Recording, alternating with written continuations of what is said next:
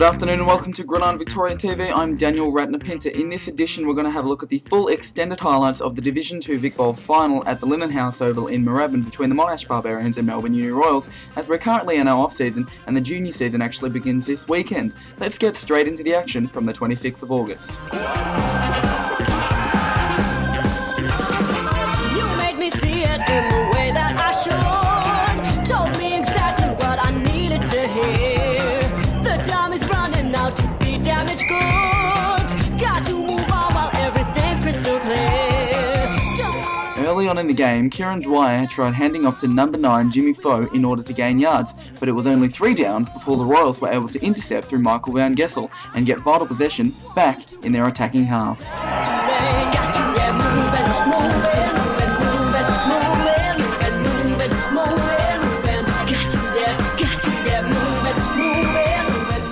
Once the Royals had a good control of the game, Blair Black, their quarterback, looked towards his running backs in Justin Maddock and Frank Matui to get the yards that they desperately needed. She didn't call you that for nothing at all. And Blair Black here was even able to run in and gain more yards for the Royals. Despite this Garrett Dickinson sack on first down, with the Royals in prime position on second down, number 23 Blair Black was able to screen over to star wide receiver number 81 Adam Watson for the opening touchdown of the day at Moorabbin Oval. Then Blair Black, going for the 2-point conversion, was able to run right, fake, and dive into the end zone to put the Barbs 8 points down early on in the first quarter. That's right. Move your body. We can dance all night. Move your body. Baby, that's right. Move your body. We can dance all Once the Barbarians had the ball back, number 7, their quarterback Kieran Dwyer, looked to pass down the centre. It was incomplete. He then looked to pass over to Jimmy Foe. It was dropped. Then, in the next down, he runs right and throws over to Kale Halloran Simpson, who finally gets the yards for the Barbs.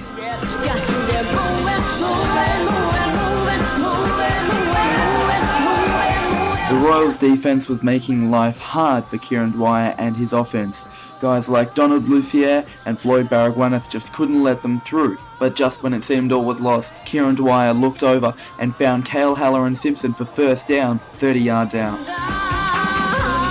And faith was restored in the Barbarian camp. Kieran Dwyer was able to run left to the outside and gain 8 yards for the Barbarians.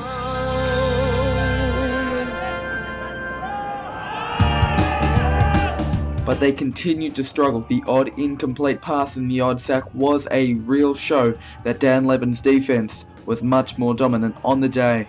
The Royals D continued to put pressure onto the Barbarians. Here, Derek Tugiano really pressed back Kieran Dwyer. He was still able to find Andrew Fitzpatrick, but the goal of getting first down and ultimate gain just was not a possibility.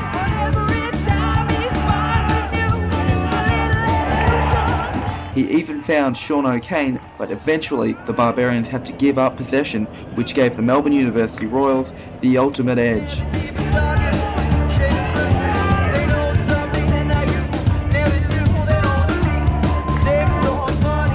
Here, Blair Black throws an incomplete pass meant for Darcy Muller. In the next down, Black hands off to Nick Murray, who's able to go through the centre for 3rd and 4. Frank Matui attempted the same play, but an array of Barbarians held Frank back, forcing the Royals to punt and give the Barbarians another chance at responding in the first quarter. The first opportunity that the Barbarians had, Kieran Dwyer went straight for Kale Halloran Simpson for the 3rd time in this game, but it was just incomplete on first down. Kieran Dwyer then passed to Andrew Fitzpatrick for a gain of 5 yards. But the very next down, thanks to some great blocking and a great running play, Kieran Dwyer got first down for the Barbarians. The Barbs finished with possession in the middle of the field, certainly with room to improve. It's quarter time, how are you feeling? As how I felt when we started. Okay. You guys had quite a bit of possession in that first quarter. Do you think you'll continue on with that this time? Yes, we will, and we're going to score this quarter. Thank you. Okay. Certainly confidence there from Ralph Maggio. Once the second quarter had started, Kieran Dwyer handed off to Jimmy Foe, who was sacked. the pressure was still coming from the Royals D. Royals with the ball back, Blair Black aims out to Darcy Muller, who gets a small gain. The Barbarians D had Blair Black running in circles, and Tim Ransfield here gets the sack. In the very next play, Blair Black goes back, looks out to his options and passes out to Chris Toohey. It was a long gain but not a touchdown, it was pulled back. But still a dominating display from the Royals offense.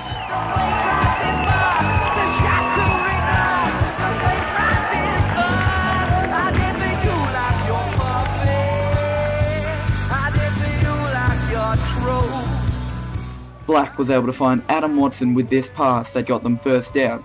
Then he handed off and then they got even closer to the end zone, just close to sealing this game.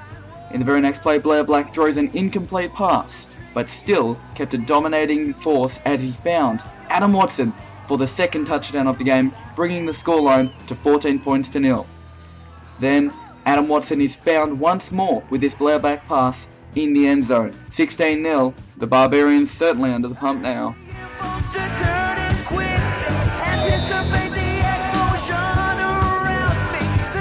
Andrew Fitzpatrick is found by Kieran Dwyer for a small gain.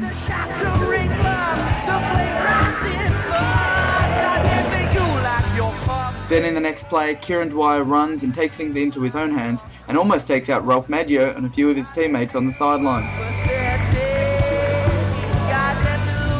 He pump fakes, hands off to Jimmy Foe, but is taken out by his own man.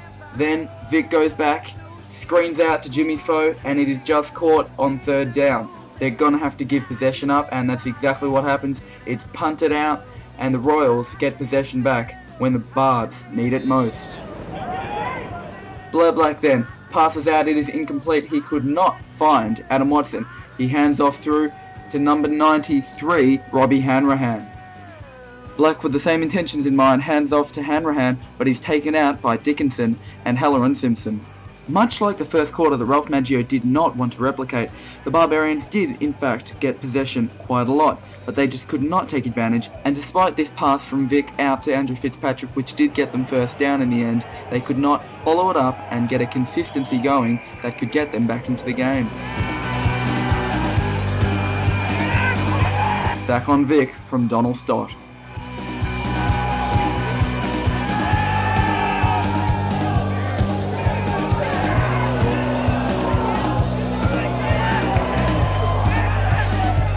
An incomplete pass meant for Heller and Simpson. And then again on the other side of the field the very next down. The Barbs once more having to punt without getting that score that they so desperately need. The Melbourne Uni Royals were running rings around the Barbarians, and Blair Black was even able to find this humongous pass out to Darcy Muller that got him just inches outside the end zone. Black hands off through to Matui for the first down, but he's caught by Zayas and Ransfield. It is the exact same scenario in the next down. Matui is caught out once more. Third time's a charm, maybe not. Taken out at the knees on third down. On fourth down, with halftime looming, Blair Black passes out through to Darcy Muller, but is absolutely smashed inches before the end zone. Yeah, well, the two scores up, mate, so we got to score twice, and then we'll see what happens, okay? Yeah, pretty happy. We just got to make sure we don't lighten off and stay strong, come out even harder than we did in the first half, because last thing we want to do is give them a sniff. At half-time, it stood at 16 points still in favour of the Royals. Could the Barbs claw their way back in? Find out after the break when we bring you the full extended highlights of the Div 2 Vic Bowl final. You're watching Gridiron Victoria TV.